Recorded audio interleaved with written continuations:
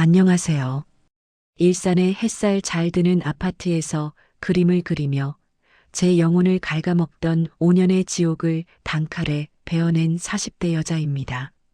오늘 제가 이 자리에 서서 제 가슴속 깊이 묻어두었던 응어리를 하나씩 풀어내려니 벌써부터 손끝이 떨려오는 것만 같습니다. 여러분, 흔히들 가족은 세상에서 가장 든든한 울타리라고들 말하잖아요. 그런데 제가 겪어보니 그 울타리가 때로는 저를 가두고 숨통을 조이는 시퍼런 창살이 될 수도 있더라는 거죠. 어떤 일이 있었는지 지금부터 한번 속 시원히 얘기해 볼게요. 여러분, 오늘도 와주셔서 감사합니다. 사연 시작 전 무료인 구독을 한 번씩 부탁드립니다. 여러분이 구독을 눌러주시는 순간 함께 해주신 여러분의 인생에도 속 시원한 반전이 찾아온다는 이야기를 가장 먼저 드릴게요. 함께 해주신 그곳에도 행복과 웃음이 피어나길 바라겠습니다. 자, 오늘의 사연 시작합니다. 저희 집은 원래 참 화목하고 정이 많은 집안이었습니다. 인천에서 작은 문구점을 하시던 부모님 밑에서 귀한 외동딸로 자라며 부족함 없이 사랑을 듬뿍 받고 컸습니다. 아버지는 늘 제 손을 잡고 우리 지민이는 손재주가 좋으니 나중에 꼭 훌륭한 화가가 될 거다라며 제가 낙서한 종이 한 장도 소중히 모아주셨던 기억이 생생합니다. 그런 부모님의 전폭적인 지지 덕분에 저는 미대에 진학했고 졸업 후에는 프리랜서 상업 일러스트레이터로 자리를 잡게 되었습니다. 제 손에서 탄생한 예쁜 캐릭터들이 광고판에 붙고 책 표지에 실릴 때마다 저는 세상을 다 얻은 것 같은 기분이 들곤 했지요. 하지만 결혼이라는 문턱을 넘어서면서부터 제 인생의 색깔은 조금씩 빛을 잃어가기 시작했습니다. 남편을 처음 만났을 때는 그저 성실하고 우직한 사람인 줄로만 알았습니다. 광화문 근처 중소기업에 다닌다며 양복을 쫙 빼입고 나타난 그의 모습에 저도 모르게 이 사람이라면 내 평생 동반자가 되어줄 수 있겠구나라는 착각에 빠졌던 거죠. 남들은 프리랜서면 불안하지 않냐고 물었지만 저는 제 실력 하나만큼은 자신 있었기에 결혼 생활도 제가 더 노력하면 꽃길만 펼쳐질 줄 알았습니다. 그런데 결혼 생활 5년 동안 제가 마주한 현실은 참으로 가혹했습니다. 남편과 시댁 식구들에게 저는 그저 집에서 편하게 손가락 까닥하며 돈 버는 여자 그 이상도 이하도 아니었습니다. 제가 물감 냄새와 커피 향이 뒤섞인 서재에서 밤새 마감을 하느라 눈이 충혈되어 있으면 남편은 새벽에 들어와 거실 바닥에 허물어 놓은 양말 뭉치를 제 얼굴 근처로 툭 던지며 말하더라고요. 지민아, 너는 어차피 집구석에 있으니까 반찬 좀 제대로 해놔라. 집고락서니가 이게 뭐냐? 그의 눈에는 제가 타블렛 펜을 쥐고 고뇌하는 시간이 그저 컴퓨터 게임이나 하며 노는 시간처럼 보였던 모양입니다. 시어머니 박금순 여사는 또 어떠셨고요? 툭하면 전화를 걸어 너는 집에서 손가락만 까딱하면 돈이 나오니 얼마나 편하니? 우리 아들은 광화문 그 살벌한 데서 매일 남들 눈치 보며 뼈 빠지게 일하는데 며느리 도리로 그 정도는 분담해야 하는 거 아니니? 라며 저를 압박했습니다. 그놈의 도리라는 말이 제 가슴을 얼마나 후벼 파던지 가끔은 제가 그림 그리는 기계인지 이 집안의 식모인지 분간이 안 갈 정도였습니다. 사실 여러분, 지금 저희가 사는 이 일산 아파트 말입니다. 이거 결혼 전 제가 10년 넘게 밤잠 설쳐가며 작업해서 모은 전 재산에 저희 친정 부모님이 노후 자금까지 보태주셔서 온전히 제 돈으로 마련한 제 단독 명의의 집입니다. 남자가 밖에서 큰일 하느라 바쁘니 집 문제는 여자가 알아서 하라던 남편의 말을 그때는 믿었습니다. 명예 같은 거 나중에 천천히 합치면 된다는 말에 속아 등기부 등본 위에는 처음부터 끝까지 오직 한지민이라는 제 이름 석자만 적혀 있었습니다. 그것이 나중에 제 인생을 구하는 유일한 무기가 될 줄은 꿈에도 몰랐던 거죠. 결혼 후 5년 동안 남편은 자기 월급으로 고가의 게임기며 한정판 운동화, 수백만 원짜리 낚싯대를 사 모으는 데만 열중했습니다. 정작 집안의 관리비, 가스비, 보험료 심지어 우리가 먹는 식재료 갖가지 전부 제 통장에서 자동이체로 빠져나갔습니다. 남편은 가끔 기분 내며 사오는 고기 한 근값을 생색내며 내가 오늘 크게 한턱 냈다며 거드름을 피웠지만 그 뒷감당은 늘 제 몫이었습니다. 저는 손가락 마디마디가 쑤시는 부종을 안고서도 가족이니까 내가 좀 더 버니까라는 생각으로 참고 또 참았습니다. 명절 때는 또 얼마나 지독했는지 모릅니다. 난방도 제대로 안 되는 시골 시댁 부엌에서 얼음장 같은 물에 배추 수백 포기를 씻고 기름 냄새 저는 부엌에서 허리가 끊어지도록 전을 부쳤습니다. 머리카락까지 기름 냄새가 배어들 때쯤 거실에선 남편과 시댁 남자들이 편안하게 누워 막걸리를 마시며 텔레비전을 봤습니다. 제가 음식을 내가면 기껏 한다는 소리가 올해는 간이 좀 싱겁네라는 타박뿐이었으니 그때마다 제 가슴 속에는 차가운 얼음 송곳이 하나씩 쌓여가고 있었던 거죠. 한 번은 40시간 넘게 철야 작업을 하다가 고열로 쓰러져 제사 준비를 못한 적이 있었습니다. 그때 남편이 잔뜩 찌푸린 얼굴로 저를 벌레 보듯 하며 말하더라고요. 지민아, 넌 왜 그렇게 철이 없냐? 1년에 딱 2번인데 그걸 못 참아? 남의 집 며느리들은 다 하는데 유난 떨지 마라. 그때 침대에 누워 천장을 보며 흘렸던 눈물은 슬픔이 아니었습니다.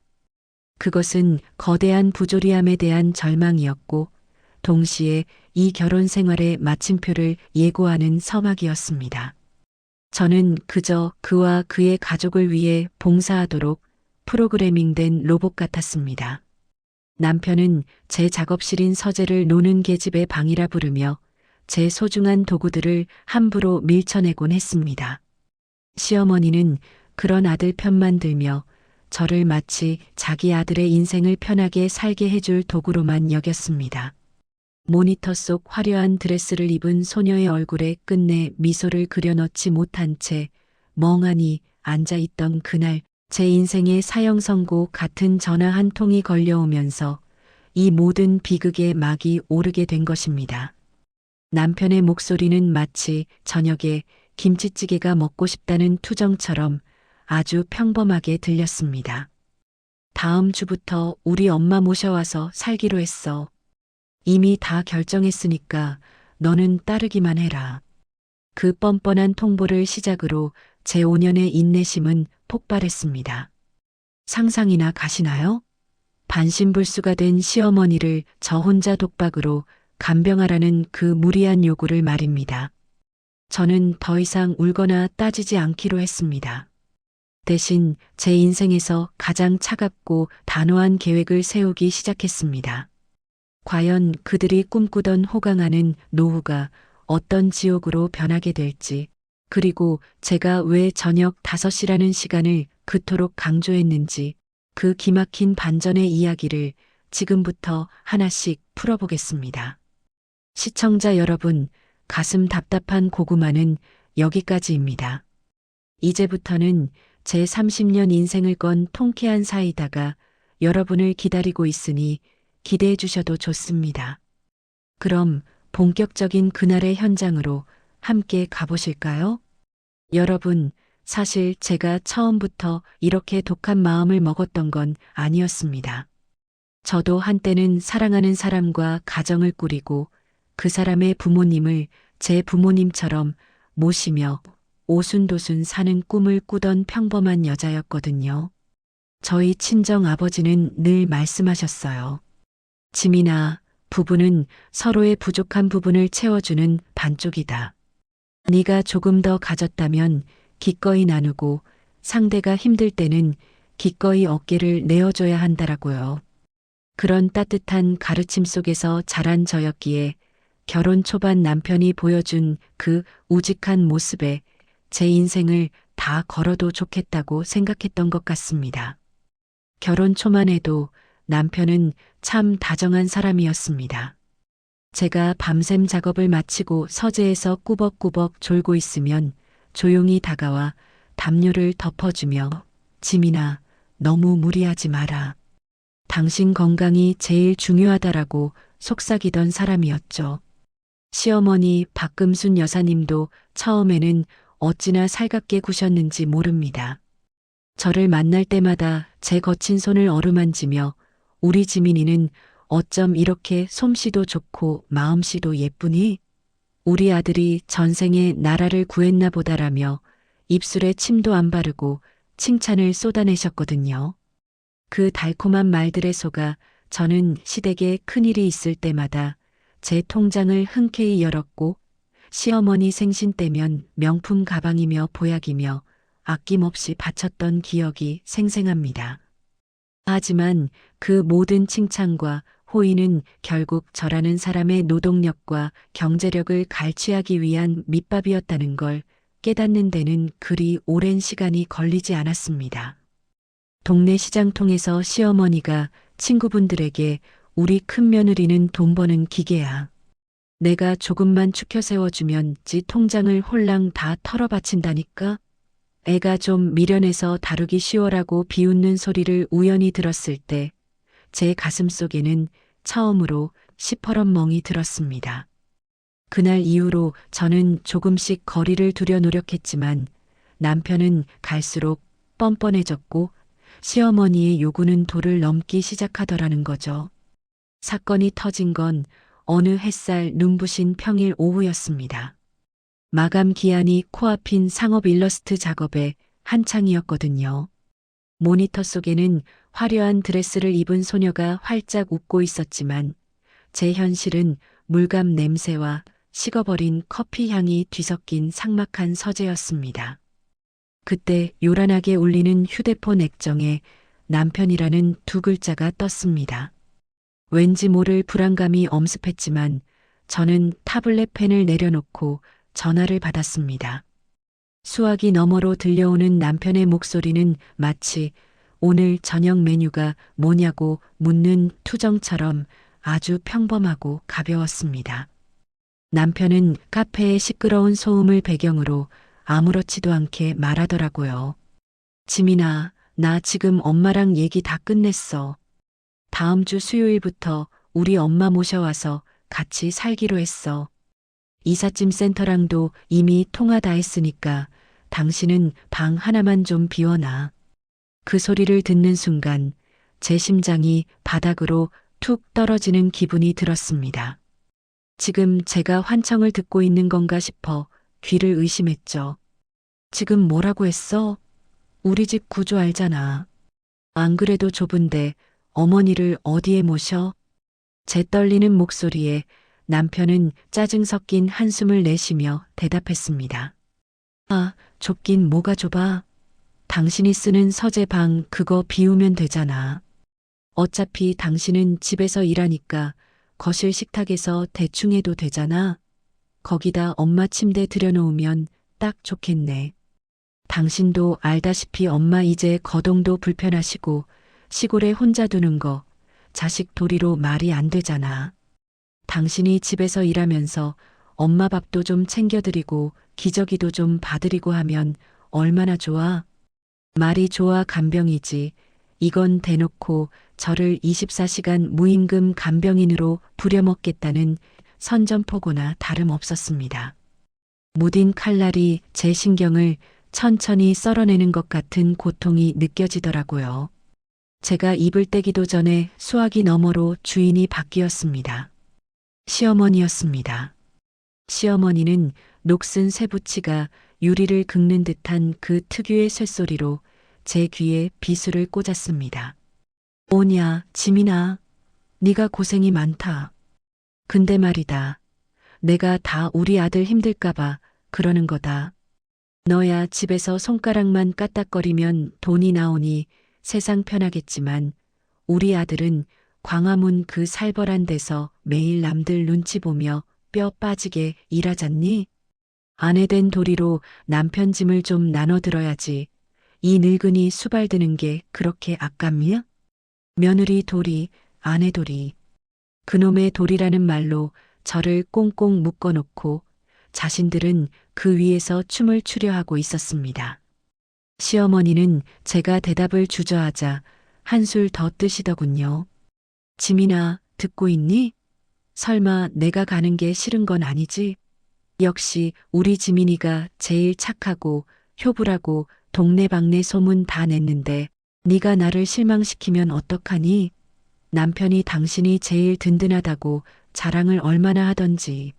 다음 주 수요일에 갈 테니까 반찬 좀 신경 써서 준비해놔라. 알겠지? 그 만족감 넘치는 목소리를 듣고 있자니 위액이 역류하는 것 같은 메스꺼움이 밀려왔습니다. 다시 전화를 넘겨받은 남편은 거봐. 별거 아니잖아.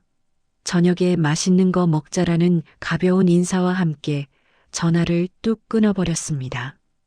방 안에는 다시 정적만이 감돌았습니다. 모니터 속 소녀는 여전히 미소를 짓지 못한 채 박제가 되어 있었고 제 손은 경련이라도 일어난 듯 부들부들 떨리고 있었습니다. 하지만 저는 울지 않았습니다. 지난 5년 동안 제 눈물은 이미 말라버렸거든요. 대신 제 가슴 깊은 곳에서 아주 투명하고 차가운 각성이 일어났습니다. 악몽 속에서 허우적대다가 머리 위로 쏟아진 얼음물에 번쩍 눈을 뜬 것처럼 온몸의 세포가 비명을 지르며 깨어나는 기분이었습니다.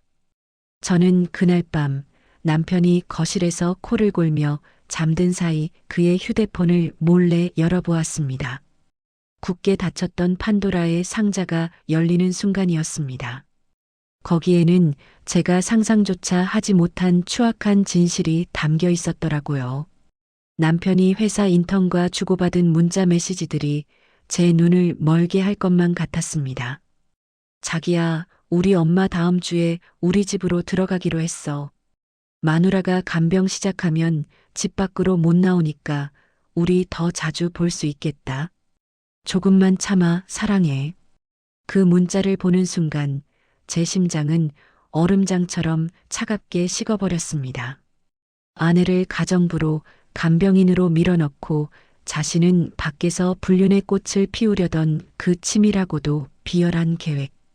저는 그 자리에서 휴대폰 화면을 제 폰으로 다 촬영해 두었습니다. 손가락 끝이 얼어붙는 것 같았지만 정신은 그 어느 때보다 또렷했습니다. 그래, 당신들이 원하는 대로 해줄게. 대신 그 대가가 무엇인지는 똑똑히 보게 될 거야. 저는 거실벽에 걸린 위선적인 웨딩 사진을 차갑게 응시하며 한 달 전 조용히 준비해 두었던 이 집의 매매 계약서를 서랍 깊숙한 곳에서 꺼내 다시 한번 확인했습니다. 시어머니를 모셔오겠다고 큰 소리치던 수요일, 그날이 바로 이 집의 새로운 주인이 잔금을 치르고 이사를 들어오기로 한 날이라는 사실을 남편은 꿈에도 모르고 있었던 거죠. 지옥의 서막은 그들이 열었지만 무대에 막을 내리는 건 제가 될 것입니다. 제 등 뒤에 대고 철이 없다며 고래고래 소리를 지를 그 남자의 얼굴을 떠올리며 저는 아주 길고 정교한 복수의 일정을 하나씩 점검하기 시작했습니다. 여러분, 오후 5시가 되면 진짜 철없는 사람이 누군지 알게 될 거라는 제 말이 이제 조금씩 이해가 가시나요? 그들이 저를 도구로 여겼던 5년의 세월, 저는 그 시간을 견디며 저 자신을 지킬 수 있는 가장 강력한 무기를 준비해 왔습니다. 자, 이제 이 기막힌 전쟁의 서막이 올랐습니다. 남편이 다려진 셔츠를 찾으며 기세등등하게 출근하는 그 마지막 아침의 풍경으로 여러분을 모시고 가겠습니다. 남편의 통보가 있은 뒤로 일산 아파트의 공기는 소름 끼치도록 차갑게 가라앉았습니다. 저는 여느 때처럼 서재에 앉아 마감이 임박한 일러스트를 그리고 있었지만 제 마음은 이미 이 집을 떠나고 있었다는 거죠. 남편은 퇴근하자마자 제 작업실 문을 발로 툭 차며 들어오더니 제 소중한 액정 타블렛 위에 먹다 남은 맥주 캔을 소리나게 올려놓더라고요. 남편은 좁은 서재를 휘둘러 보며 인상을 찌푸리더니 제 어깨를 거칠게 밀치며 말했습니다. 야, 한지민. 너 아직도 이 방 안 치웠어? 다음 주면 우리 엄마 오신다는데 이 잡동사니들을 언제까지 쌓아둘 거야? 당장 내일부터 거실 식탁으로 짐 옮겨라. 저는 마우스피스를 꽉 깨문 채 떨리는 손으로 모니터를 응시했습니다. 이 방에 놓인 장비 하나하나가 제가 밤새워 눈물 흘리며 번 돈으로 산 것들인데 그는 마치 제가 아이들 장난감 놀이라도 하는 양 무시하며 제 소중한 일터를 쓰레기 취급하더라는 거죠. 제가 아무 말 없이 펜을 움직이자 남편은 제 의자 등받이를 발로 툭툭 치며 고함을 질렀습니다. 너 내 말 안 들려?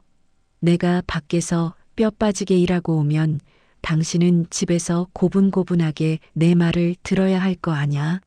엄마 오시면 당신이 24시간 붙어 있어야 하는데 그림은 무슨 얼어 죽을 그림이야? 당분간 일 접고 간병에만 집중해. 그의 입에서 나오는 말들은 하나같이 제 가슴에 독화살이 되어 박혔습니다. 자신은 밖에서 딴 여자와 바람을 피우며 호의호식할 계획을 세우면서 아내인 저에게는 집에 있다는 이유만으로 반신불수 시어머니의 독박 간병을 당연하게 요구하는 그 뻔뻔함에 소름이 돋더라고요. 저는 천천히 고개를 돌려 남편의 눈을 똑바로 쳐다보며 나직하게 물었습니다. 당신, 이 집 누구 돈으로 샀는지 잊었어? 내 명의로 된 내 집에서 왜 내가 내 일터를 빼앗겨야 해? 제 말에 남편은 코웃음을 치며 제 책상 위에 있던 스케치북을 바닥으로 쓸어버렸습니다. 그는 삿대질을 하며 비웃음 섞인 목소리로 소리를 질러댔습니다. 명의가 뭐가 중요해? 부부면 다 공동재산이지. 너는 왜 그렇게 사사건건 따지고 들어? 남자가 밖에서 큰일 하려면 집안이 편안해야 하는 거야. 우리 엄마 모시는 게 그렇게 싫어? 너 진짜 철없다니까? 철없다는 말. 5년 내내 그가 저를 무시할 때마다 저를 입막음하던 그 전매 특허 같은 말이 이제는 비수처럼 제 가슴을 찔렀습니다. 그는 제 노동의 가치를 10원 한 장 인정하지 않으면서도 제가 번 돈으로 유지되는 이 집의 평온함은 공기처럼 당연하게 누리고 있었습니다. 저는 잠시 눈을 감았다가 뜨며 아주 나직하게 말했습니다. 알았어. 당신 뜻대로 할게. 서재 방 비워줄게. 남편은 그제야 만족스러운 듯 코웃음을 치며 방을 나갔습니다. 진작 그럴 것이지 사람 피곤하게. 라며 투덜대는 소리가 거실 너머로 들려오더라는 거죠. 그때 거실에 놓아둔 제 휴대폰이 요란하게 울리기 시작했습니다. 화면에는 시어머니라는 세 글자가 선명하게 떠 있었죠. 저는 전화를 받기도 전에 이미 그분이 무슨 말을 할지 예상이 가서 숨이 턱 막히는 기분이었습니다. 스피커폰을 켜자마자 시어머니의 그 쇳소리 섞인 목소리가 거실 가득 울려 퍼졌습니다. 시어머니는 벌써 서울에 다 온 사람처럼 기세등등하게 명령을 내리시더라고요. 예, 지민아. 나 다음 주에 가면 먹을 갈비찜이랑 전복죽 미리 좀 준비해놔라. 사골도 좀 진하게 우려놓고 내가 몸이 안 좋으니까 네가 신경 좀 써야겠다. 그리고 내 방은 햇빛 잘 드는 남향으로 꾸며놨지? 남편이 그러더라. 네가 아주 효부라고. 남편은 옆에서 시어머니의 목소리를 듣고는 기분이 좋아졌는지 제 어깨를 툭 치며 씩 웃었습니다. 저는 시어머니의 요구사항을 들으며 제 통장 잔고를 떠올렸습니다. 매달 시어머니 병원비며 약값으로 나간 돈이 얼마인데 이제는 아예 제 집으로 들어와 제 영혼까지 갉아먹으려 하는 그 탐욕에 치가 떨리더라는 거죠. 시어머니는 제가 대답이 없자 목소리를 높여 윽박 지르셨습니다. 지민아, 너 듣고 있니? 대답도 안 하고 뭐해? 설마 이심이 대접하는 게 아까워서 입 꾹 다물고 있는 거냐? 너야 집에서 그림이나 그리며 노는 처지에 그 정도도 못하겠어? 우리 아들기 살려주려면 네가 잘해야 한다. 남편은 시어머니의 말에 신이 나서 제 손에서 휴대폰을 뺏어들더니 아주 다정하게 대답했습니다. 엄마, 걱정 마. 지민이가 지금 방 치우고 있어. 갈비찜이 뭐야. 내가 맛있는 거 다 준비하라고 했으니까 조심해서 올라와. 전화를 끊은 남편은 제 얼굴 앞에 손가락을 흔들며 경고하듯 말했습니다. 들었지?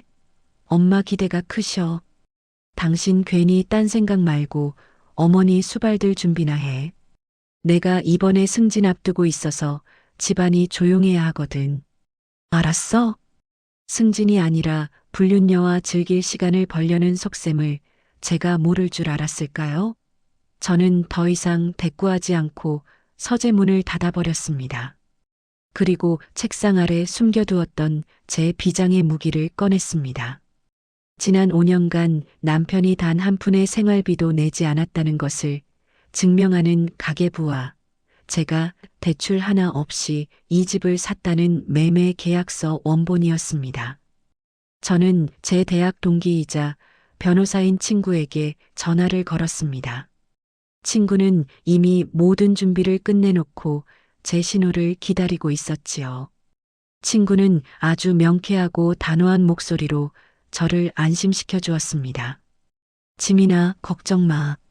그 인간이 쓴 카드 내역이며 호텔 결제건까지 다 확보했어. 특히 이 집은 내 재산이라 절대로 한 푼도 못 가져가. 이제 네가 마음만 먹으면 그 인간이랑 시어머니 길바닥에 나앉게 하는 건 시간 문제야. 친구와의 통화를 끝내고 나니 비로소 꽉 막혔던 가슴이 조금 뚫리는 기분이었습니다. 다음 날 저는 남편이 출근한 사이 조용히 부동산 중개인을 집으로 불렀습니다. 중개인은 집을 둘러보며 위치도 좋고 인테리어도 잘 되어 있어서 금방 나갈 겁니다라고 장담하더라고요. 저는 이미 한 달 전부터 금매로 집을 내놓았고 마침 조건이 딱 맞는 매수자가 나타나 오늘 가계약금을 입금하기로 한 상태였습니다. 부동산 직원이 서류를 정리하며 제 눈치를 슬쩍 보더니 물었습니다. 사모님, 남편분도 동의하신 거죠? 보통 부부 공동 명의로 많이 하시는데 단독 명의시라 절차는 간단하지만요. 혹시라도 나중에 말 나올까 봐서요. 저는 아주 서늘한 미소를 지으며 계약서에 인감을 꾹 찍었습니다. 제 집인데 제 마음대로 파는 게 무슨 문제인가요? 남편은 오늘 오후 5시에 모든 사실을 알게 될 거예요. 그때까지는 절대 비밀로 해주세요. 도장이 찍히는 순간 5년간의 지옥 같은 결혼 생활이 마침표를 향해 달려가고 있음을 직감했습니다. 오후가 되자 제 통장으로 묵직한 가계약금이 입금되었다는 알림이 울렸습니다. 그 소리는 마치 제 인생의 자유를 알리는 축포 소리처럼 들리더라는 거죠. 저는 아무 일도 없다는 듯 남편의 저녁 식사를 준비했습니다. 그가 제일 좋아하는 김치찌개를 끓이며 속으로 생각했습니다. 이게 네가 이 집에서 먹는 마지막 따뜻한 밥이 될 거야. 남편은 식탁에 앉아 찌개를 한 입 먹더니 간이 딱 맞네. 엄마 오시면 이렇게만 해라며 거만하게 굴었습니다. 그때 남편의 휴대폰이 식탁 위에서 진동했습니다. 화면에는 이름도 없이 번호만 떠 있었죠. 남편은 당황한 듯 얼른 휴대폰을 뒤집어 놓으며 제 눈치를 살폈습니다. 아, 요즘 광고 전화가 너무 많이 오네. 진짜 짜증나게. 그는 대수롭지 않게 말하며 밥을 우적우적 씹었지만 저는 알고 있었습니다. 그 전화를 건 사람이 누구인지, 그리고 그가 밤마다 몰래 베란다에서 누구와 속삭이는지를요. 저는 그저 말없이 그에게 고기를 듬뿍 떠주었습니다. 많이 먹어두라고. 이제 곧 냉골 같은 반지하 방에서 컵라면이나 먹게 될 테니까요. 어느덧 약속한 수요일이 다가오고 있었습니다. 저는 남편의 옷장에 걸린 수백만 원짜리 낚시복 주머니에 쪽지 하나를 몰래 넣어두었습니다. 그 쪽지에는 제가 그동안 모아온 불륜 증거 사진들의 파일명이 적혀 있었지요. 그는 절대 꿈에도 모를 겁니다. 자신이 이 집으로 어머니를 모셔오는 그 시각에 새로운 집주인이 열쇠를 받으러 현관문 앞에 서 있을 것이라는 사실을요. 오후 5시, 그 잔인하고도 통쾌한 심판의 시간이 코앞으로 다가오고 있었습니다. 어머니가 올라오기로 하신 날짜가 다가올수록 남편은 마치 개선장군이라도 된 양기세등등했습니다. 집안의 모든 질서가 오로지 제 어머니의 편의를 위해 재편되어야 한다며 저를 쥐잡듯 잡더라는 거죠. 그날 아침도 그랬습니다. 남편은 제가 아끼는 일러스트 장비들이 놓인 서재로 성큼성큼 들어오더니 아무런 예고도 없이 제 타블렛 연결선을 손으로 확 뽑아버리더라고요. 연결이 끊기며 모니터가 검게 변하는 순간 제 가슴 한구석도 시커멓게 타들어가는 기분이 들었습니다.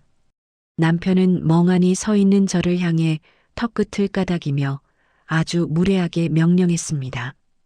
뭐해? 오늘 5시면 어머니 도착하신다니까.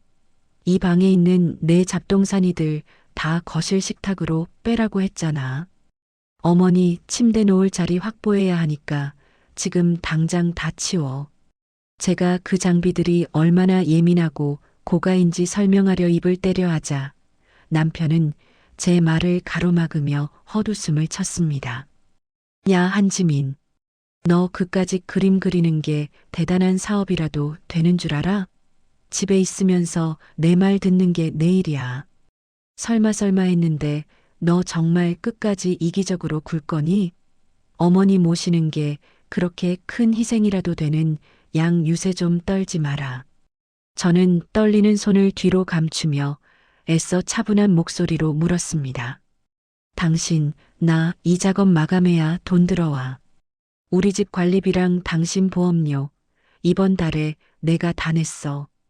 당신은 어머니 오시면 들어갈 추가 비용, 생각은 해봤어?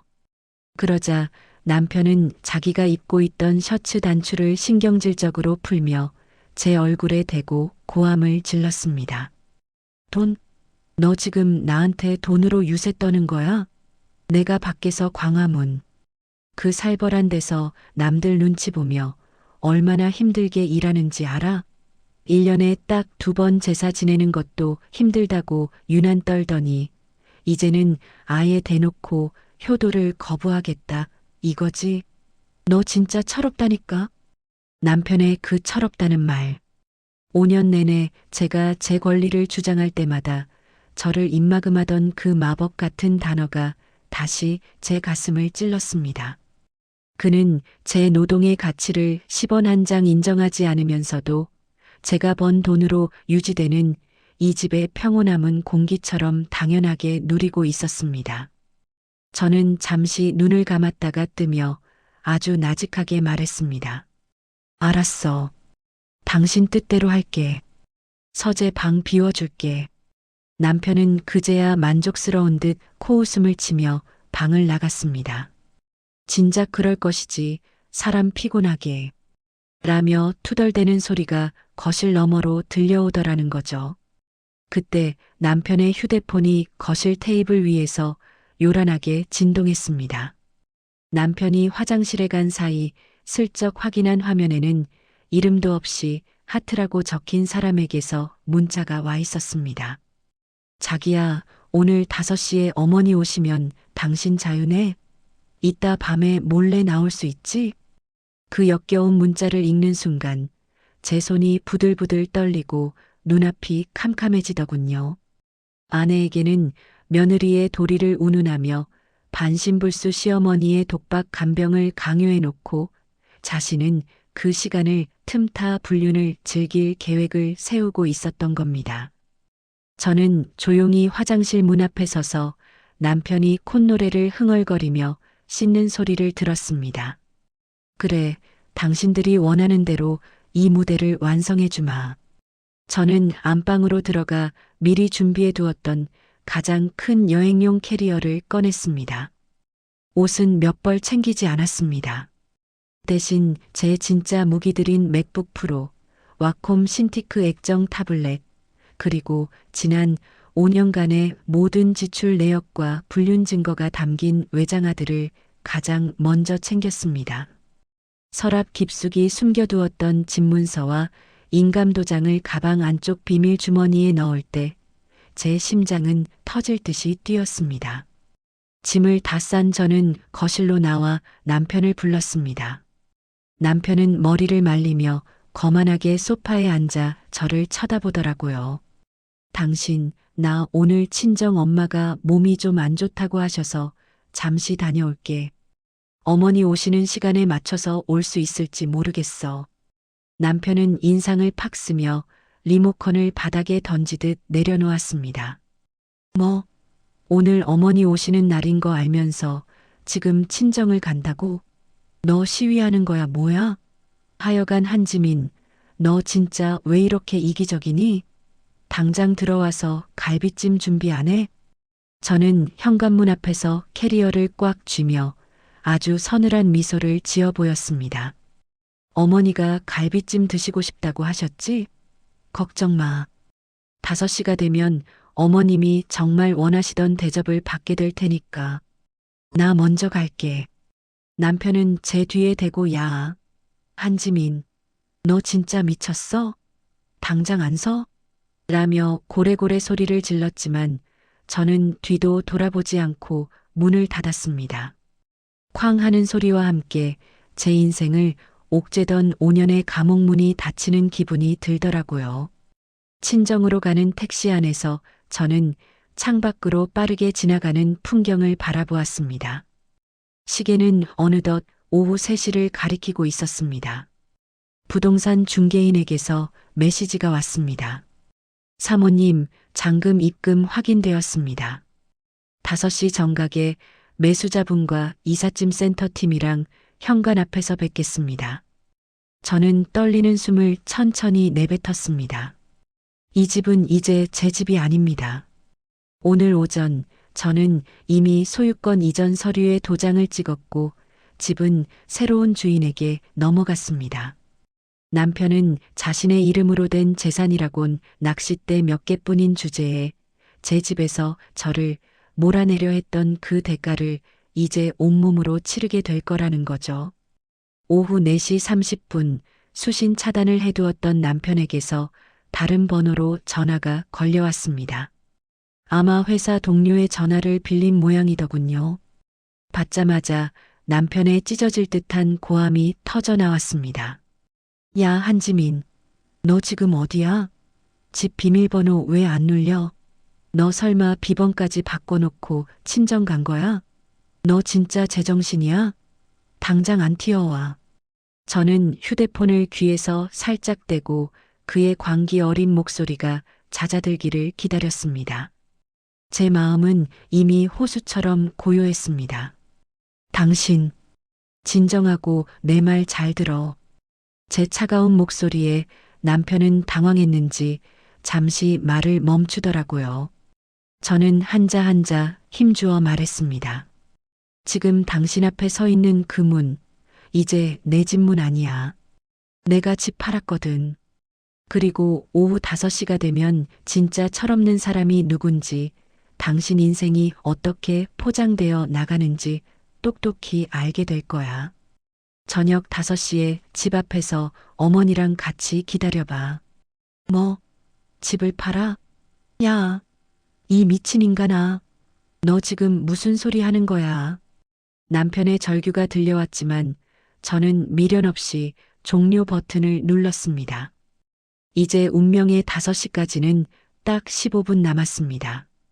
아파트 입구에는 이미 시어머니를 태운 구급차가 도착해 있을 것이고 부동산 중개인과 새로운 집주인은 당당하게 현관문을 열 준비를 하고 있겠지요. 남편이 자신의 호의호식을 꿈꾸던 그 거실에서 자신의 짐짝들이 박스에 담겨 길바닥으로 내팽개쳐지는 광경을 목격했을 때 어떤 표정을 지을지 상상만 해도 손끝이 짜릿해졌습니다.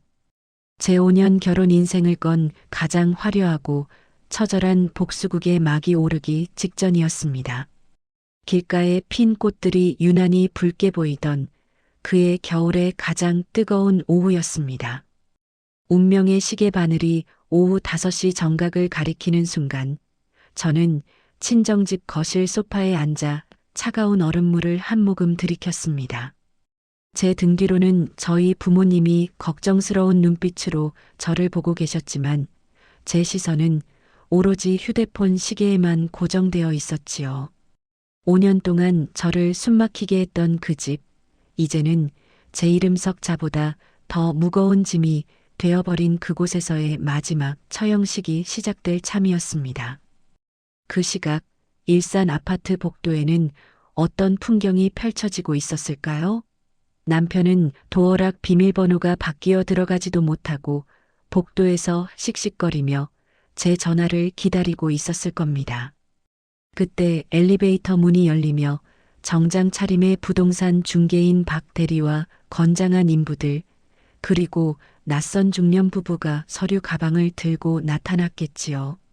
남편은 풀 죽은 아내가 용서를 빌러오는 줄 알았다가 전혀 모르는 사람들이 당당하게 제 집 문 앞에 서자 미간을 찌푸리며 앞을 가로막았을 거라는 거죠. 남편은 낯선 사람들을 향해 눈을 부릅뜨고 고함을 쳤습니다. 당신들 뭐야? 남의 집 문 앞에서 뭐 하는 거냐고. 이 집 주인은 나니까 당장 꺼져. 하지만 중년 남자는 눈썹 하나 까딱하지 않고 남편을 위아래로 훑어보더니 아주 차갑게 대꾸했습니다. 남의 집이라니요? 오늘부터 이 집 주인은 접니다. 잔금까지 다 치르고 열쇠 받으러 온 사람한테 무슨 무례한 짓입니까? 남편은 머리를 쇠망치로 얻어맞은 듯 띵했을 겁니다. 부동산 박 대리가 안경을 고쳤으며 서류한 뭉치를 남편의 코앞에 들이밀었을 때 남편의 표정이 어땠을지 안 봐도 비디오였다니까요. 박 대리는 사무적인 말투로 쐐기를 박았습니다. 남편분, 이 아파트는 소유주 한지민님께서 오늘 오전 정식으로 매매 계약을 완료하셨습니다. 소유주 본인을 제외한 거주자의 개인 물품을 즉시 반출해달라는 위임장도 여기 있고요. 법적으로 당신은 이 집의 주인도 아니고 오늘부로 거주 권한도 없는 동거인일 뿐입니다. 남편은 위임장? 지민이가 그럴 리 없어. 라며 서류를 뺏으려 달려들었지만 이삿짐센터 팀장인 구릿빛 피부의 사내가 남편의 어깨를 가볍게 밀쳐내며 현관문을 열었습니다. 삐리릭 소리와 함께 굳게 닫혔던 문이 열리자 남편의 세상이 무너져 내리기 시작한 것이지요. 인부들은 마치 잘 훈련된 군인들처럼 일사불란하게 집 안으로 성큼 들어갔습니다. 그들은 거실 한복판에 커다란 종이 박스들을 척척 펼쳐놓더니 남편이 애지중지하던 물건들을 닥치는 대로 쓸어 담기 시작했습니다. 남편은 거실로 뛰어들어가 내 게임기에 손대지 마. 그거 일본에서 공수해온 한정판이라고. 라며 비명을 질렀지만 인부들은 들은 척도 하지 않고 플레이스테이션의 전원 코드를 툭 뽑아버렸습니다. 수백만 원짜리 게임기며 낚시 장비들이 뽁뽁이 한 장 없이 박스 안으로 처박히는 소리가 거실 가득 울려 퍼졌더라고요. 남편은 낚싯대를 뺏으려 인부와 실랑이를 벌였지만 팀장이 무심하게 그를 밀어내며 말했습니다. 선생님, 좋게 하시죠. 한지민 고객님께서 포장부터 보관료까지 전부 결제하셨거든요. 저희 입장 난처하게 만들지 마시고 본인 짐인지 확인이나 하세요. 남편의 눈시울이 붉어지며 목소리가 떨리기 시작했습니다. 그동안 생활비 한 푼 안 내면서도 제 통장에서 빠져나간 돈으로 몰래 사모았던 자신의 보물들이 낯선 사람들의 손에 의해 차가운 종이 박스 속으로 처박히는 광경. 그것은 마치 자신의 자존심과 인생이 통째로 쓰레기 취급받아 버려지는 것 같은 기분이었을 겁니다. 그때였습니다. 열려있는 현관문 밖으로 요란한 자동차 경적 소리와 함께 시어머니의 목소리가 들려온 것은요. 아들, 나왔다. 짐 다 싸들고 드디어 서울 왔다. 사설 구급차에서 내린 시어머니는 들것에 실린 채로 아파트 입구에 도착해 있었습니다. 그녀는 햇살을 받아 번쩍이는 고급 아파트 건물을 올려다보며 이제 아들 덕에 호강하게 됐다는 기대감에 부풀어 환하게 웃고 있었더라는 거죠. 하지만 그녀의 웃음은 10초도 지나지 않아 경악으로 바뀌었습니다.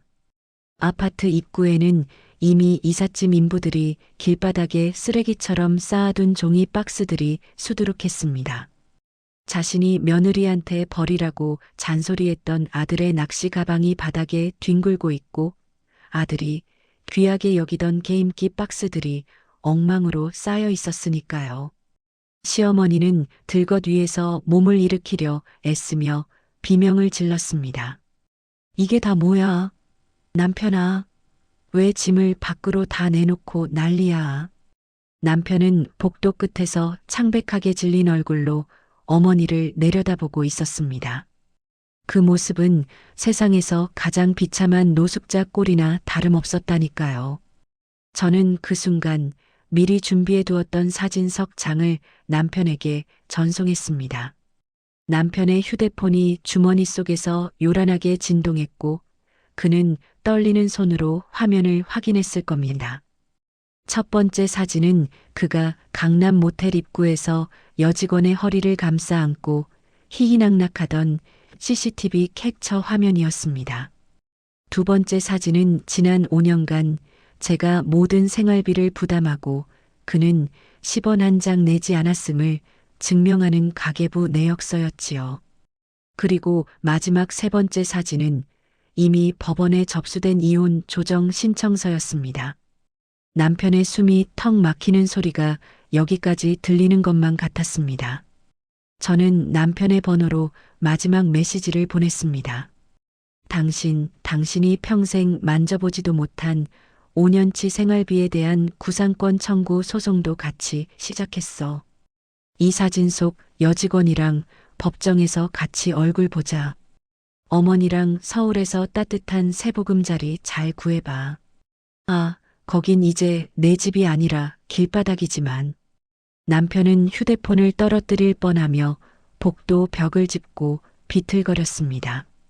자신의 모든 추악한 비밀이 이미 아내의 손에 쥐어 있었다는 사실에 온몸의 세포가 비명을 지르는 기분이었겠지요.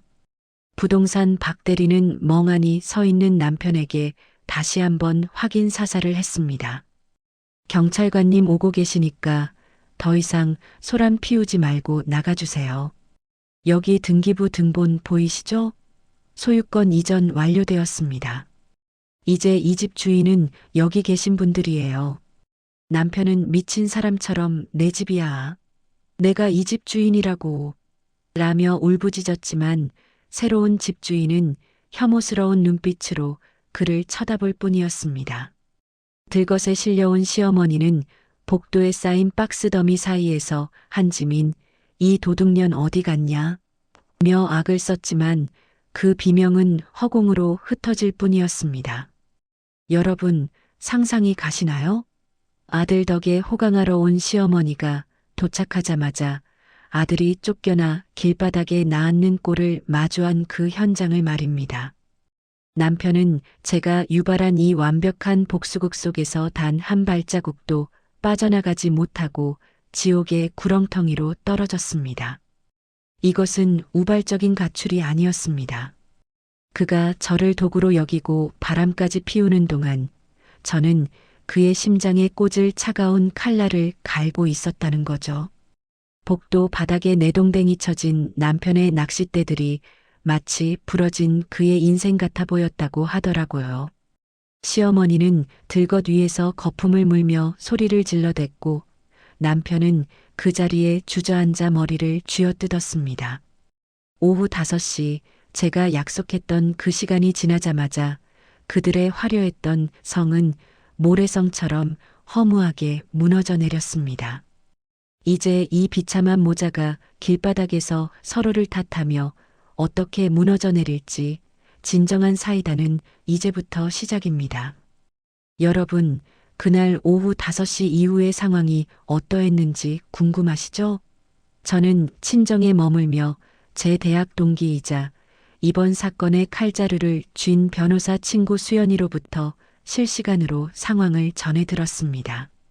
수연이는 아주 차갑고 예리한 목소리로 지민아, 이제 네가 5년 동안 모은 독들이 빛을 발할 시간이야라고 말하며 상황을 정리해 주더라는 거죠. 남편과 시어머니는 그 화려했던 아파트 복도에서 쫓겨나 차가운 타일 바닥에 주저앉아 서로를 탓하며 울부짖고 있었다고 하더라고요. 하지만 진짜 전쟁은 법정 조정실과 변호사 사무실에서 시작되었습니다. 며칠 뒤 남편은 헝클어진 머리에 구겨진 양복 차림으로 변호사 사무실에 나타났습니다. 불과 일주일 전만 해도 제 서재문을 발로 차며 기세등등하게 굴던 그 남자의 모습은 온데간데 없고 마치 물에 젖은 생쥐꼴을 하고는 제 눈을 마주치지도 못하더라고요. 남편은 제 앞에 놓인 이혼 서류를 보며 손을 부들부들 떨더니 옆에 있던 시어머니의 눈치를 슬쩍 보며 말했습니다. 지민아, 너 정말 이럴 거야? 어떻게 말도 없이 집을 팔 수가 있어? 나랑 엄마는 지금 갈 곳도 없어서 여간방 전전하고 있단 말이야. 사람이 어떻게 그렇게 독해? 저는 남편의 비굴한 목소리에 대꾸할 가치도 느끼지 못했습니다. 대신 제 옆에 앉은 수연이가 서류 가방에서 묵직한 서류 뭉치를 꺼내 탁자에 소리나게 내려놓았죠. 수연이는 안경을 고쳤으며 남편을 서늘하게 쳐다보더니 아주 나직하고 서늘한 목소리로 팩트를 꼽기 시작했습니다. 남편분, 지금 독하다는 표현을 쓰셨나요? 법적으로 이 아파트는 한지민 씨가 혼인 전부터 소유한 특유 재산입니다. 남편분은 지난 5년간 이 집의 가치 상승이나 유지에 단 1원도 기여한 바가 없으시더라고요. 오히려 한지민 씨가 매달 관리비와 세금, 심지어 남편분의 통신비와 보험료까지 대납해온 증거가 여기 다 있습니다. 수연이가 내민 것은 제가 5년 동안 하루도 빠짐없이 기록한 가계부와 은행 송금 내역서였습니다. 엑셀 파일로 깔끔하게 정리된 그 서류에는 한지민 지출열은 숫자로 빽빽한 반면 남편 지출열은 처음부터 끝까지 영영의 행진이었죠. 남편은 그 숫자를 확인하며 사색이 되어 입술을 달들 떨더라고요. 수연이는 멈추지 않고 결정타를 날렸습니다. 어머니, 아드님이 광화문에서 살벌하게 눈치 보며 뼈 빠지게 일한다고 하셨죠? 여기 좀 보세요. 아드님이 광화문 대신 자주 들르신 곳이 있더라고요. 바로 강남의 모텔촌입니다. 수연이가 테이블 위에 던진 건 남편이 회사 인턴과 모텔 입구에서 다정하게 들어가는 모습이 담긴 CCTV 캡처 사진들이었습니다. 시어머니는 그 사진을 보자마자 이게 다 뭐냐? 우리 아들이 그럴 리가 없다. 이거 다 조작 아니냐? 며 비명을 질렀지만 수연이는 아주 담담하게 남편의 카드 결제 내역을 그 위에 겹쳐 놓았습니다. 모텔비 결제 시간과 사진 속 시간이 정확히 일치하자 시어머니는 입을 벌린 채 얼어붙어 버리더군요. 남편은 고개를 푹 숙인 채 그건 그냥 술 취해서 한 번 실수한 거야. 라며 기어들어가는 목소리로 변명을 늘어놓았습니다. 하지만 저는 더 이상 참을 수가 없어서 가슴 밑바닥에서부터 끓어오르는 분노를 담아 남편의 얼굴에 대고 쏘아붙였습니다. 실수? 당신이 지난 한 달 동안 그 여자랑 주고받은 문자만 수천 통이야. 와이프가 엄마 간병 시작하면 우리 세상이겠다고 했던 그 말이 실수야. 당신은 당신 엄마를 내 등에 떠넘기고 밖에서 그 짓거리를 하려고 했던 거야. 당신들이 말하던 도리가 고작 이런 거였어? 제 섯을 퍼런 기세에 남편은 아무 말도 못하고 헉소리를 내며 뒤로 물러나더라고요. 시어머니는 상황이 불리하게 돌아가자 제 손을 덥석 잡으며 바닥으로 주저앉았습니다. 그 전까지는 저를 종 부리듯 하던 그 손이 어찌나 가늘고 가증스럽게 떨리던지 치가 떨려 그 손을 거칠게 뿌리쳤습니다. 시어머니는 바닥에 엎드려 제 신발등을 잡고 울먹이며 말했습니다. 지민아, 내가 잘못했다. 내가 노망이 나서 그랬어. 우리 아들이 잠깐 정신이 나갔었나 보다. 그래도 5년 살았는데 집 한 칸 없이 길바닥에 나앉게 하는 건 너무하지 않니? 제발 그 집 판 돈에서 전셋값이라도 좀 떼어다오. 우리 불쌍한 아들 좀 살려줘라. 시어머니의 그 뻔뻔한 요구에 수연이가 헛웃음을 치며 끼어들었습니다. 어머니, 착각하지 마세요. 부정행위를 저지른 유책 배우자는 재산 분할에서 절대적으로 불리합니다. 오히려 한지민 씨가 그동안 남편분을 대신해낸 생활비에 대해 구상권 청구 소송을 진행할 겁니다. 위자료 청구는 별도고요. 지금 이 서류에 사인 안 하시면 아드님은 평생 빚쟁이로 살게 될 겁니다. 남편은 빚쟁이라는 말에 눈이 뒤집혀서는 시어머니를 향해 고함을 질렀습니다. 엄마, 그러니까 내가 천천히 하자고 했잖아. 왜 엄마가 맘대로 오늘 온다고 난리를 쳐서 이 사단을 만들어. 엄마 때문에 내 인생 다 망쳤어. 남편의 갑작스러운 태도, 변화의 시어머니는 멍한 표정으로 아들을 바라보더니 가슴을 쥐어뜯으며 통곡을 하더라는 거죠. 뭐라고? 이놈아, 내가 누구 때문에 서울까지 왔는데 너 편하게 해주려고 그 먼 길을 온 건데 이제 와서 엄마 탓을 해? 네가 바람 피운 게 내 탓이냐? 가해자 둘이 서로 머리채를 잡을 기세로 싸우는 그 광경. 5년 동안 저를 그렇게 무시하고 괴롭히더니 결국 자신들의 탐욕이 바닥나자마자 서로를 물어뜯는 꼴이 참으로 가관이더라고요. 저는 그 비참한 모자의 싸움을 차갑게 지켜보다가 자리를 벅차고 일어났습니다. 수연이는 마지막으로 남편 앞에 이혼 합의서를 내밀었습니다. 모든 재산권을 포기하고 향후 어떠한 권리 주장도 하지 않겠다는 내용이었죠. 남편은 눈물을 뚝뚝 흘리며 떨리는 손으로 볼펜을 쥐고 자신의 이름 3글자를 적어 내려갔습니다. 5년의 지옥 같은 인연이 그 잉크 자국 하나로 끝나는 순간이었습니다. 사무실 밖으로 나오자 일산의 차가운 저녁바람이 제 뺨을 스쳤습니다. 하지만 가슴속은 그 어느 때보다 뜨겁고 시원하더라고요. 복도 저편에서 경찰관들이 무단 침입으로 신고된 남편과 시어머니의 짐들을 다시 한번 확인하며 그들을 몰아세우는 소리가 들렸습니다. 남편은 그 낡은 낚싯대 가방 하나를 부여잡고 여관방으로 향하는 그 비참한 뒷모습을 보이며 사라졌습니다. 여러분, 그토록 당당하던 그들이 하루아침에 길바닥 노숙자 꼴이 되어 서로를 저주하며 몰락하는 모습을 보니 제 가슴 속에 맺혔던 응어리가 씻은 듯이 사라지는 기분이었습니다. 저녁 5시에 집에 와봐라는 제 말이 그들에게는 인생의 종말을 알리는 종소리였다는 것을 그들은 이제야 뼈저리게 느꼈을 겁니다. 하지만 이게 끝이 아니었습니다. 그들이 반지하 방에서 서로를 탓하며 겪게 될 진짜 지옥은 이제 시작이었으니까요. 남편과 시어머니가 그 화려했던 일산 아파트 복도에서 쫓겨난 뒤로 제 인생에는 한동안 찾아보지 못했던 고요함이 찾아왔습니다. 하지만 그 고요함 너머로 들려오는 그들의 소식은 참으로 가관이더라고요.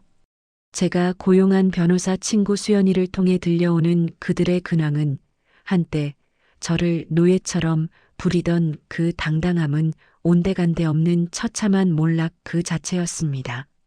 남편은 제가 소송을 통해 압류한 월급과 퇴직금 예정액 때문에 회사에서도 이미 고개를 들 수 없는 처지가 되었고, 시어머니는 그 잘난 아들 덕에 호강은커녕 서울 변두리의 낡은 여관방을 전전하며 하루하루를 버티고 있다는 소식이 들려왔습니다. 그러던 어느 날이었습니다.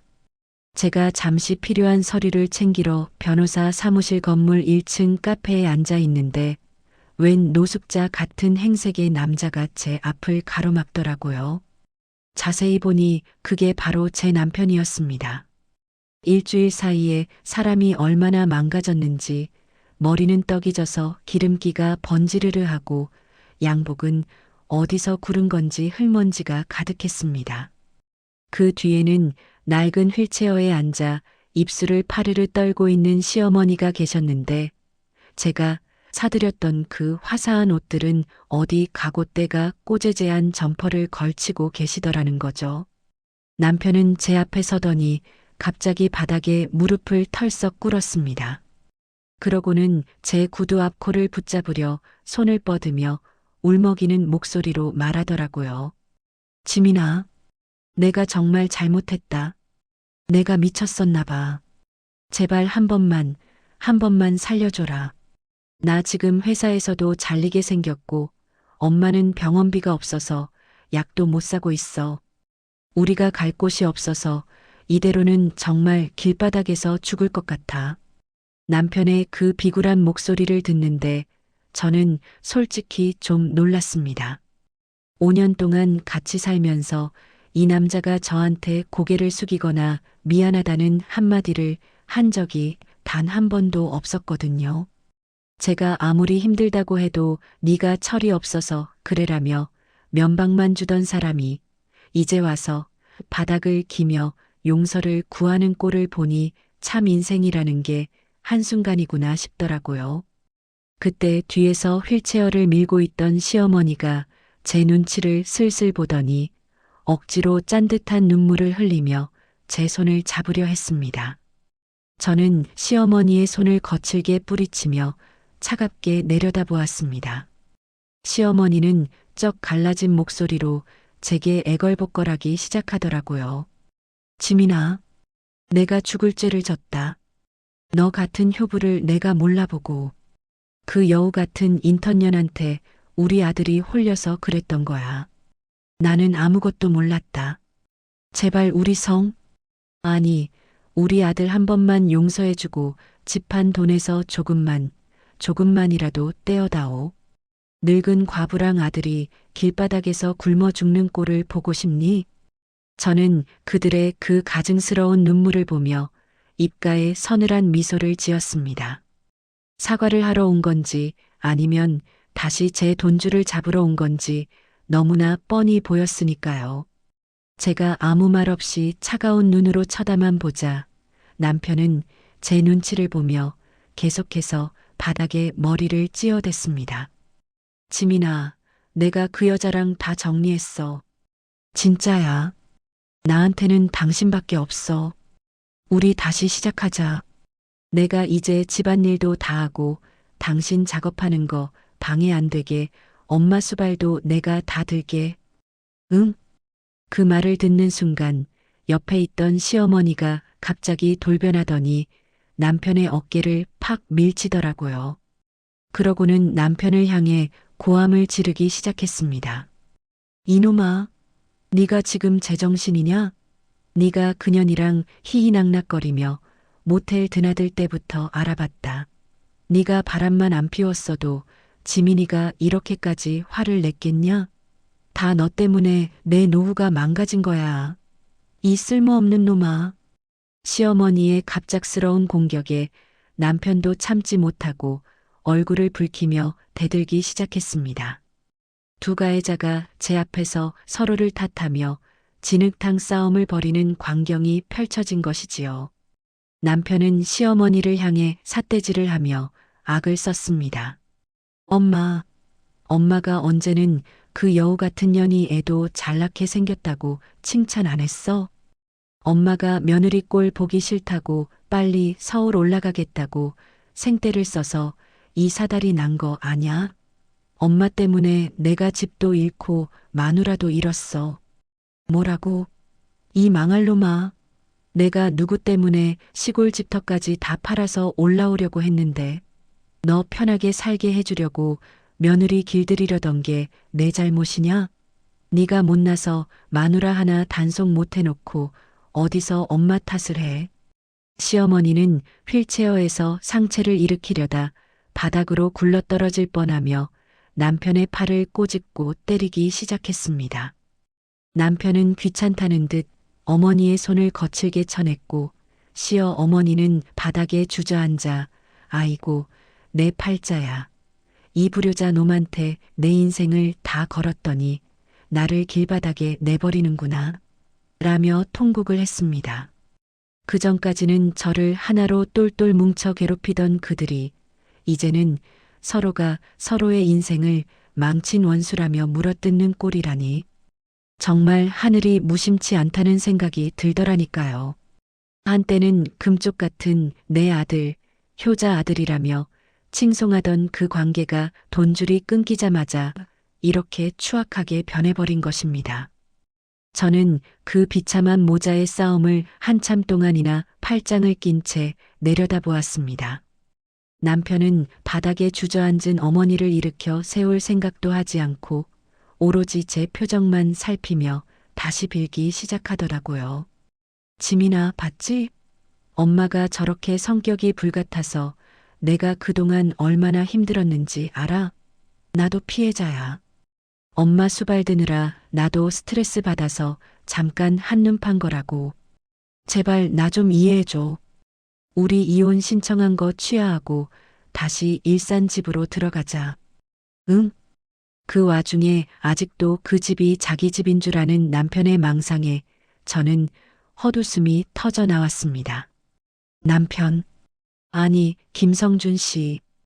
그 집 이제 당신 집 아니라고 내가 몇 번을 말해?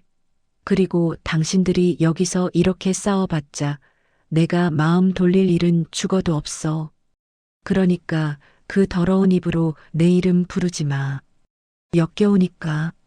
제 차가운 일침에 남편은 멍하니 입을 벌린 채 저를 쳐다보았고 시어머니는 바닥을 치며 이 독종년아. 네가 우리 아들 인생 망쳐놓고 잘 먹고 잘 살 것 같으냐? 라며 마지막까지 저주를 퍼부었습니다. 저는 미련 없이 뒤돌아 카페를 나섰습니다. 등 뒤에서 남편이 시어머니에게 엄마 때문에 망했어. 엄마가 입만 안 열었어도 라며 소리치는 소리와 시어머니의 곡소리가 묘하게 어우러져 제 귓가를 때리더군요. 여러분, 30년, 아니 5년의 지옥 같은 세월을 보낸 저에게 그들의 그 추악한 싸움은 그 어떤 연극보다도 통쾌한 사이다였습니다. 서로를 세상에서 가장 아끼는 척하던 그들의 가식적인 효도와 사랑이 가난이라는 찬 바람 앞에서 얼마나 힘없이 무너지는지 똑똑히 보았으니까요. 남편은 이제 반지하 방에서 어머니의 욕설을 들으며 밥을 짓고 시어머니는 돈 없는 아들을 구박하며 죽어가는 그 비참한 현실만이 그들에게 남겨진 유일한 미래였습니다. 가해자들의 최후는 그렇게 서로를 갉아먹는 지옥 그 자체였습니다. 그렇게 폭풍우가 한바탕 휩쓸고 지나간 뒤에 제 일상에는 모처럼만의 평온이 찾아왔습니다. 하지만 제 휴대폰은 하루에도 수십 번씩 진동을 멈추지 않았는데요. 전부 차단을 해놓아도 어떻게든 다른 번호를 빌려가며 연락을 해오는 남편의 집요함에 헛웃음이 나오더라고요. 그동안 제 목소리 한 번 듣는 것도 귀찮아하던 사람이 이제 와서 제 목소리 한 번 듣겠다고 애걸복걸하는 꼴이 참으로 기가 막혔습니다. 하루는 시댁 쪽 먼 친척 아주머니에게서 연락이 왔습니다. 평소에 왕래도 별로 없던 분이었는데 남편이 그 아주머니를 붙잡고 하도 울며불며 매달리는 바람에 어쩔 수 없이 전화를 하셨다더라고요. 아주머니는 한숨을 푹 내쉬더니 조심스럽게 말씀을 꺼내셨습니다. 지민아, 정말 미안한데 내가 딱 한 번만 얘기할게. 내 남편이 지금 제정신이 아니야. 매일 술에 절어 살면서 반지하 방에서 내 이름만 부르며 통곡을 한다더라.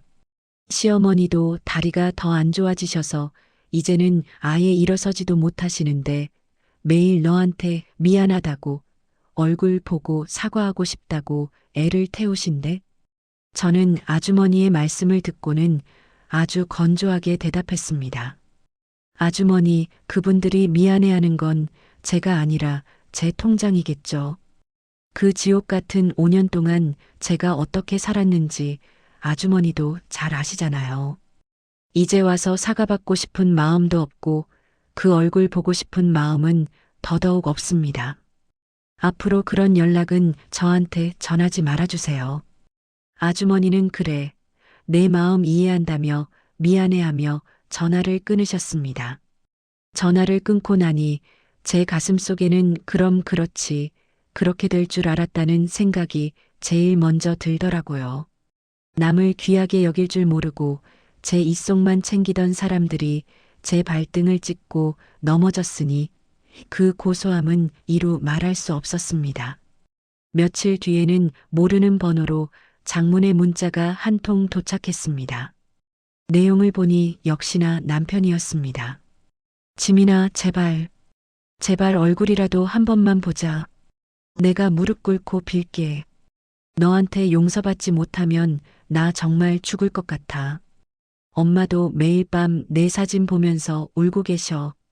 우리가 얼마나 큰 잘못을 했는지 이제야 뼈저리게 느끼고 있어.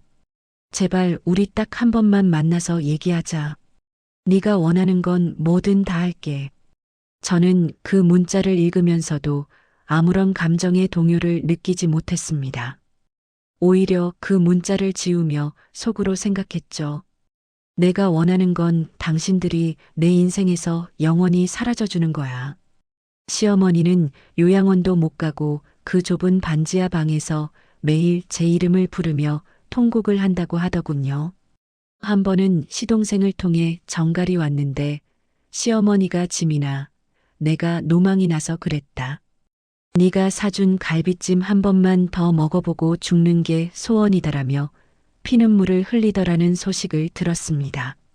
하지만 저는 그 소식을 듣고도 눈 하나 깜짝하지 않았습니다.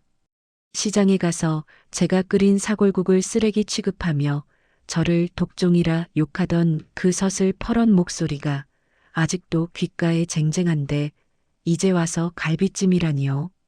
가해자들이 제 발치에 엎드려 구걸하는 그 비참한 모습들을 들을 때마다 저는 제가 내린 결정이 얼마나 옳았는지 다시 한번 확인받는 기분이었습니다. 남편은 이제 제 친구들에게까지 연락해서 사과할 자리를 마련해달라고 애걸복걸하는 모양이더라고요. 제 대학 동기인 수연이가 한 번은 그러더군요. 지민아, 내 남편 어제 우리 사무실 앞까지 찾아와서 노숙자처럼 앉아있더라. 나보고 너한테 전해달래. 자기가 죽을 죄를 지었다고 얼굴만 보게 해주면 평생 노예로 살겠다고 하더라니까. 저는 수연이의 말을 듣고 헛웃음을 쳤습니다. 노예. 5년 동안 나를 노예로 부려먹던 사람이 이제 와서 노예 타령이야? 수연아, 다음에 또 오면 경찰 불러서 내쫓아버려. 그 인간 얼굴은 이제 내 인생에 더 이상 없어. 가해자들끼리 서로 네가 잘못해서 지민이가 나갔다며 반지하 방에서 매일 머리채를 잡고 싸운다는 소식도 들려왔습니다. 남편은 시어머니에게 엄마가 며느리를 종 취급해서 이 사단이 난 거 아냐? 라고 소리를 지르고 시어머니는 네가 바람만 안 피웠어도 지민이가 참아줬을 거다.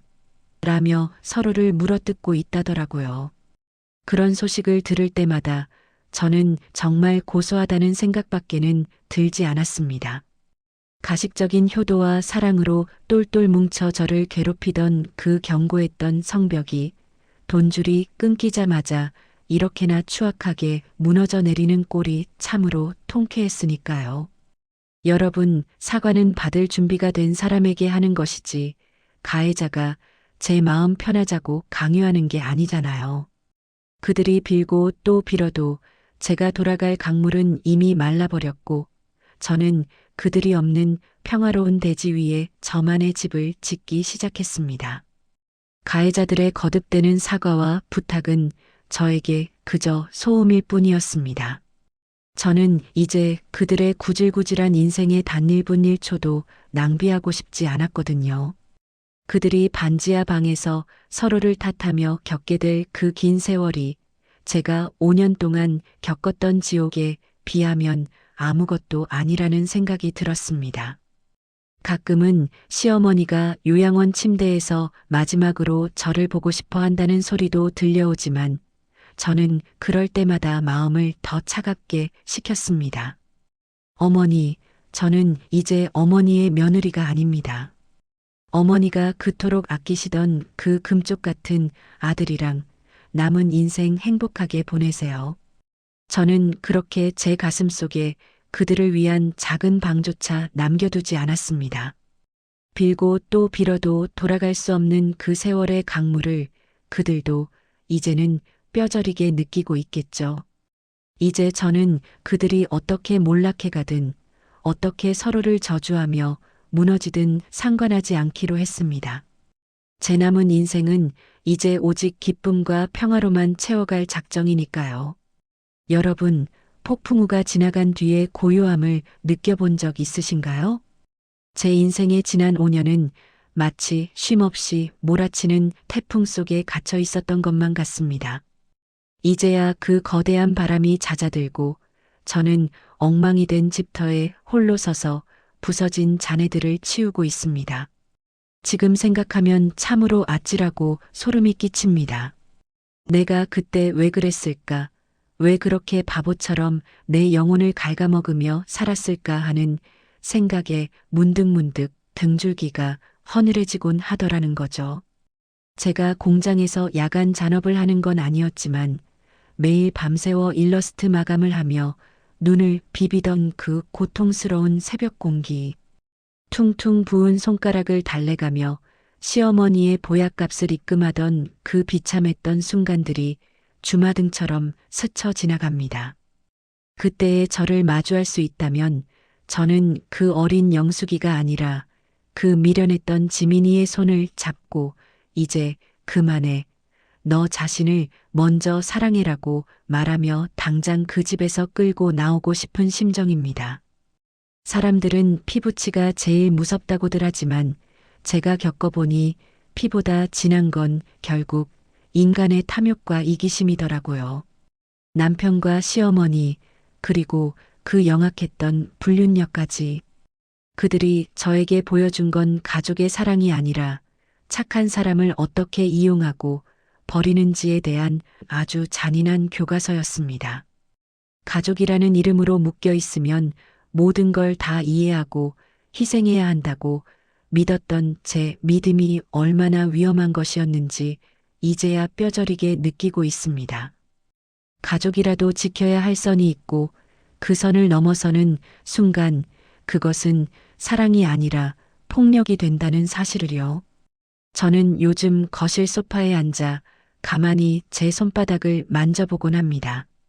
마감을 하느라 굳은 살이 박였던 손가락 마디마디가 이제야 제 색을 찾아가는 것 같아 콧날이 시큰하더라고요. 그동안 제 명의로 된 집에서조차 마음 편히 그림 한 장 그리지 못하고 남편 눈치를 보며 살았던 세월이 참으로 허망합니다.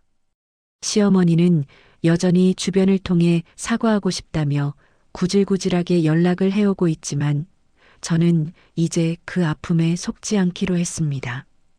불쌍한 노인의 처지가 가엾지 않느냐고 묻는 분들도 계시겠지만 저는 제 인생에 가장 찬란해야 할 5년을 이미 그분께 바쳤거든요. 이 사건을 통해 제가 얻은 가장 큰 삶의 교훈은 자식 교육과 인간관계의 거리입니다. 시어머니는 남편을 오냐오냐 하며 무엇이든 다 들어주면 그게 사랑인 줄 아셨겠죠.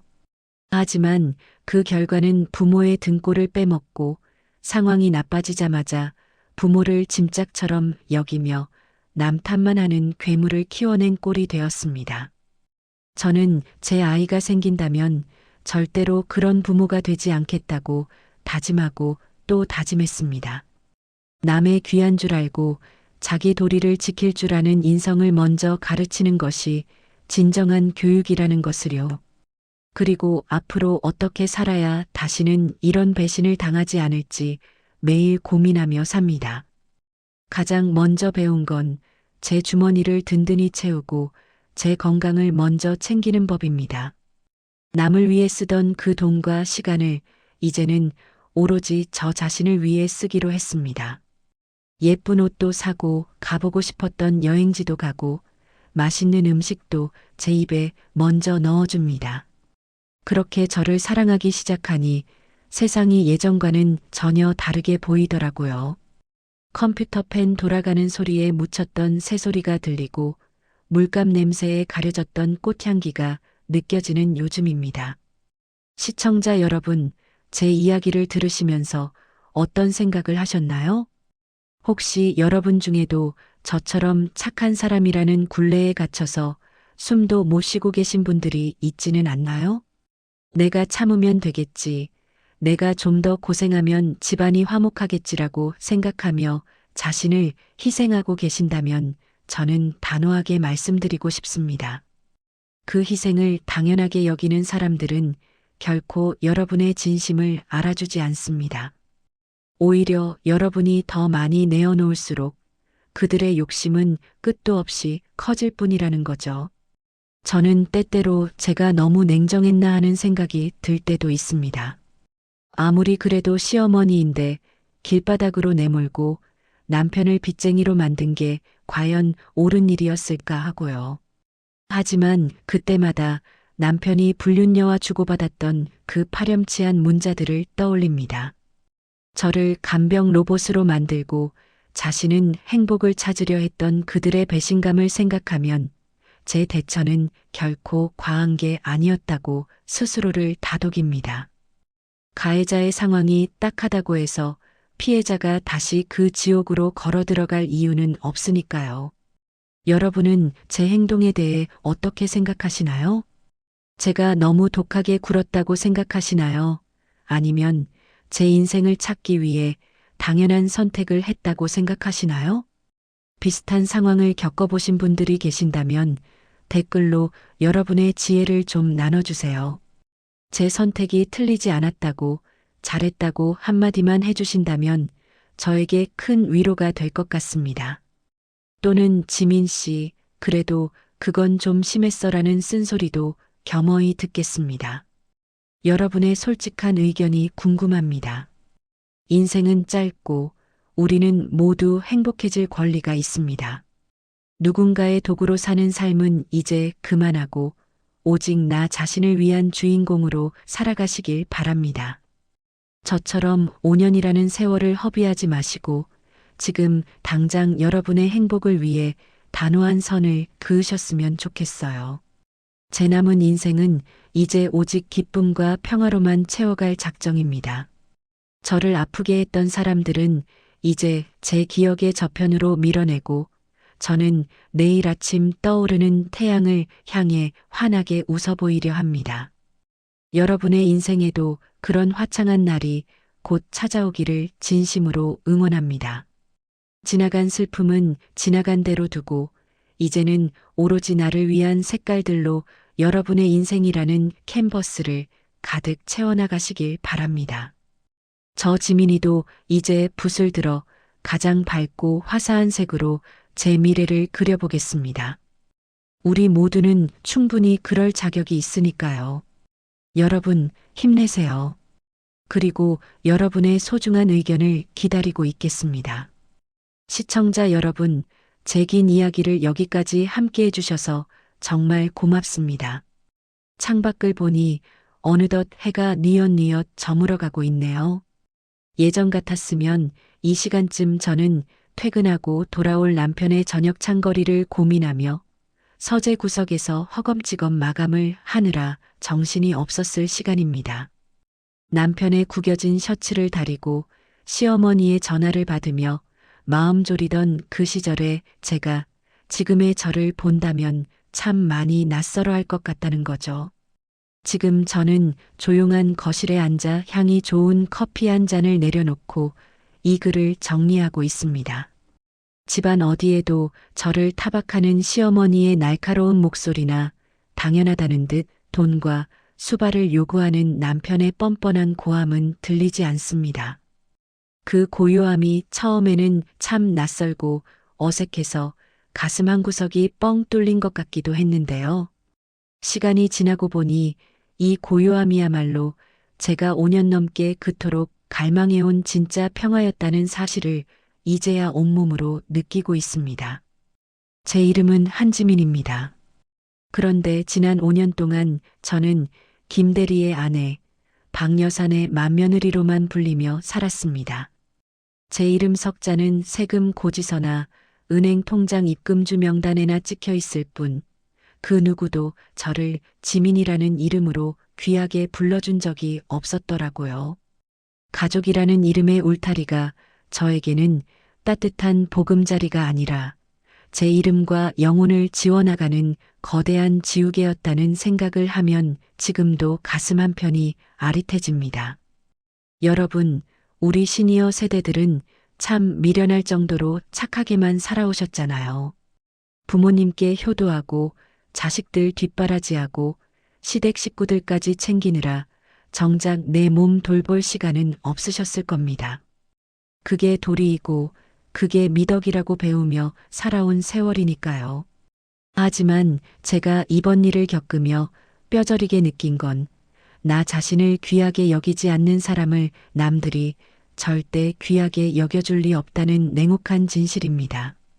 내가 나를 헌신짝처럼 내던지면 남들은 나를 정말 헌신짝으로 대하더라는 거죠. 혹시 지금 이 순간에도 거울 속에 초라해진 자신을 보며 한숨 짓고 계신 분이 있다면 저는 감히 말씀드리고 싶습니다. 이제 그만 그 무거운 짐을 내려놓으셔도 됩니다. 자식들의 서운한 소리에 가슴앓이하지 마시고 주변의 무리한 요구에 전전긍긍하지 마세요. 여러분이 지켜야 할 가장 소중한 사람은 바로 당신 자신입니다. 내가 행복하고 내가 단단해야 내 주변의 진짜 소중한 인연들도 지킬 수 있는 법이니까요. 저는 이제 더 이상 누군가의 비위를 맞추기 위해 억지 웃음을 짓지 않습니다. 남편과 시어머니가 길바닥에서 기다린다는 소식에도 제 마음의 빗장을 열지 않았던 건 단순히 그들에 대한 미움 때문만은 아니었습니다. 다시는 제 인생의 평화를 누군가에게 침범당하고 싶지 않은 저 자신과의 단호한 약속이었던 셈이죠. 용서는 가해자가 충분히 반성하고 피해자가 준비되었을 때 비로소 시작되는 것입니다. 남들의 시선 때문에 억지로 하는 용서는 또 다른 자기 학대일 뿐이라는 거죠. 인생의 황혼기에 접어든 우리에게 남은 시간은 어쩌면 그리 길지 않을지도 모릅니다. 그 남은 귀한 시간을 나를 아프게 했던 사람들을 원망하거나 혹은 그들에게 인정받으려 애쓰며 낭비하지 마셨으면 좋겠습니다. 이제는 여러분의 이름을 불러보세요. 누구의 엄마, 누구의 아내가 아닌 여러분의 예쁜 이름 석자를 부르며 스스로를 안아주셨으면 합니다. 그동안 거칠어진 손마디를 쓰다듬으며 수고했다고 말해주는 시간, 그것이 지금 우리에게 가장 필요한 치유의 시간이 아닐까 싶습니다. 저는 앞으로 남은 제 인생을 오직 즐거운 일들로만 채워갈 작정입니다. 배우고 싶었던 그림도 더 깊이 있게 그려보고 마음 맞는 친구들과 맛있는 것도 먹으러 다니며 소박한 기쁨을 누리려 합니다. 누군가에게 대접받기를 기다리기보다 제가 저를 먼저 극진히 대접하며 살려 합니다. 과거의 망령에서 벗어나 비로소 마주한 진짜 제 인생, 이 소중한 평화를 여러분과 함께 나누고 싶었습니다. 제 사연이 누군가에게는 새로운 시작을 꿈꾸는 용기가 되었기를 진심으로 바랍니다. 우리는 모두 사랑받을 자격이 충분한 소중한 존재들입니다. 지금까지 가족을 위해 온몸을 바쳐 살아오신 여러분의 그 숭고한 희생을 저는 누구보다 잘 알고 있습니다. 이제는 그 사랑의 화살표를 조금만 여러분 자신에게 돌려보시는 건 어떨까요? 여러분이 활짝 웃을 때, 비로소 여러분의 인생이라는 무대에도 가장 화려한 조명이 비치게 될 것입니다. 긴 이야기 들어주셔서 정말 감사합니다. 사연을 끝까지 들으신 분이 있으시다면 댓글로 어느 지역에서 들으셨는지 알려주세요. 계신 모든 가정에 행복하고 평화가 가득하시길 바랍니다. 오늘도 주인공은 바로 당신입니다.